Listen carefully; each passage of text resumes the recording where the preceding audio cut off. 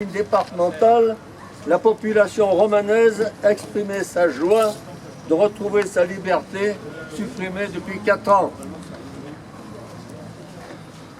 4 années d'oppression, de restriction, de soumission par un gouvernement collaborateur, mais aussi de lutte contre l'occupant nazi.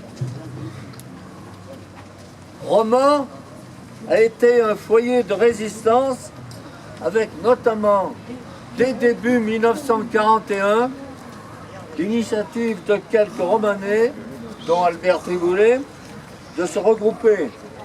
La manifestation du 10 mars 1943 contre le STO, la création des compagnies Daniel, Abel, Bozambo, William, la participation de nombreux Romanais aux événements du Vercors. Plusieurs dizaines de Romanaises et de Romanais l'ont payé de leur vie ou ont été déportés. La région de Romans a accueilli de nombreux réfugiés du nord et de l'est de la France et caché de nombreux juifs, des enfants notamment.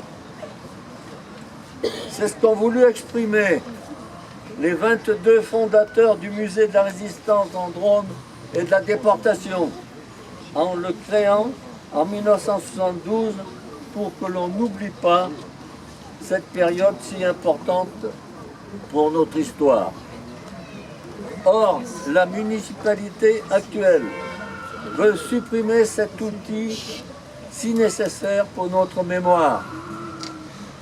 Être confronté aux objets, aux documents, cela crée une autre émotion que de consulter seulement un livre ou un écran.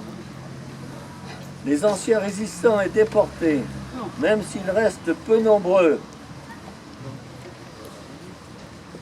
leurs descendants, leurs amis exigent le maintien de ce musée de la résistance en Drôme et de la déportation dans l'espace visitation associé au musée de la chaussure.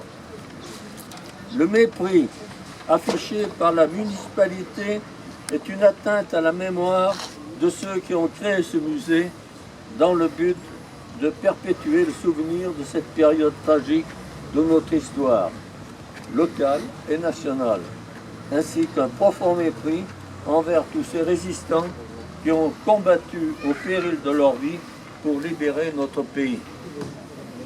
Les 23 651 signataires de ce matin, plus celles que je viens de recueillir maintenant, que je n'ai pas ajoutées, montrent l'ampleur de la réprobation.